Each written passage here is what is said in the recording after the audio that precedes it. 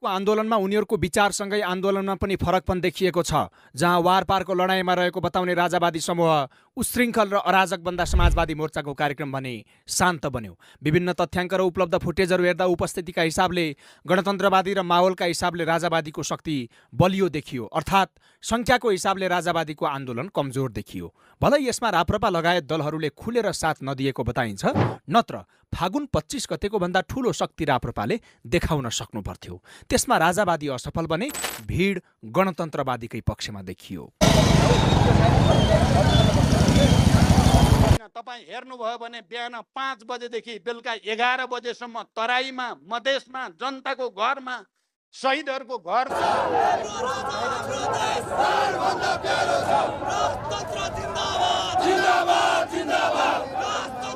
बिहानसम्म दुवै पक्ष निकै संयमित देखिएका थिए। सामान्य नारा जुलुस गरेर चेतावनीको भाषा बोल्ने दुवै पक्षको तयारी देखिन्थ्यो, किनकि बिहान 11 बजेसम्मको अवस्था हेर्ने हो भने राजावादीले 3 कुने र गणतन्त्रवादीले भ्रिकुटी मण्डपस्थित प्रदर्शनी मार्गमा मञ्च बनाएका थिए। तर दिउँसो 1 बजेपछि 3 कुने क्षेत्रमा माहौल भड्कियो, जसको नेतृत्व दुर्गा प्रसाईले गरेका थिए। राजावादी पार्टीका नेताहरू दुलो पस्दा प्रसाई भने आफै गाडी चलाएर कमान्डरको भूमिकामा प्रहरीलाई पेल्दै सुरक्षा घेरा तोड्न तम्सिए।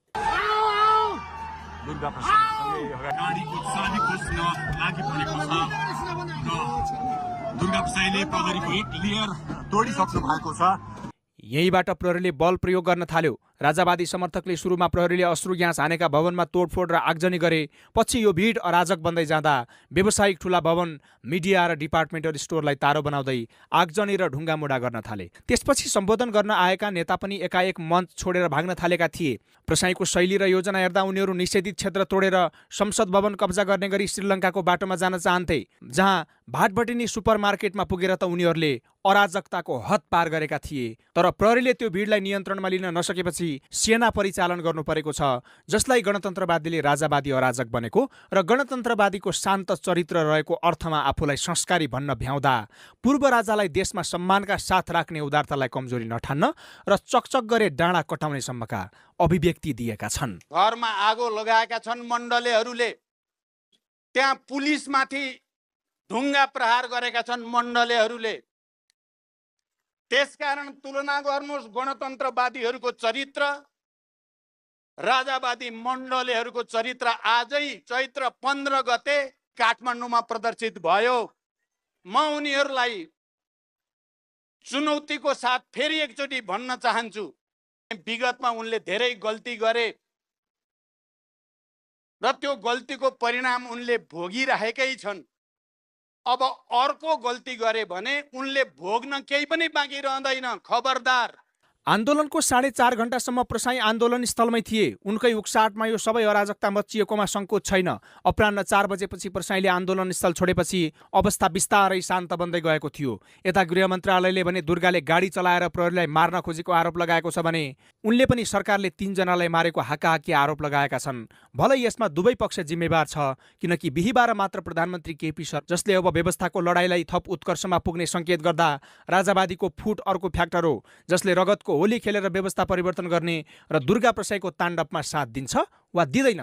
पूर्व राजा ज्ञानेन्द्र शाह स्वयं यस्ता गतिविधिमा कति लचक वा सहमत छन्, यी र यस्ता विषय आज तपाईँहरूको सभा त बिथोलियो, अब के गर्नुहुन्छ, के भन्नुहुन्छ?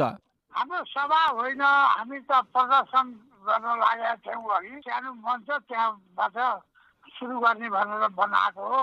आम सभा होइन, हाम्रो प्रदर्शन शान्तिपूर्ण प्रदर्शन थियो।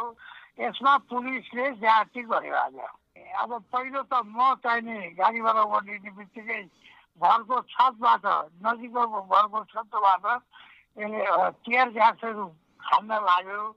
हुँदा टियर ग्यासले नपुगेर गोली चलाएर कुनै मान्छे घाइते छन्, 1 जना मान्छे मर्यो।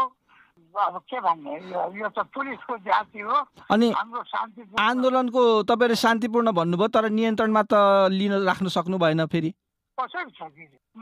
मान्छेलाई गोली लागेर भटाभट मान्छे लड्न लागेपछि, टियर ग्यासले बस्नै नसक्ने भएपछि मान्छेमा उत्तेजना त आइहाल्छ नि। अब के गर्नुहुन्छ? अबको कदम के हुन्छ?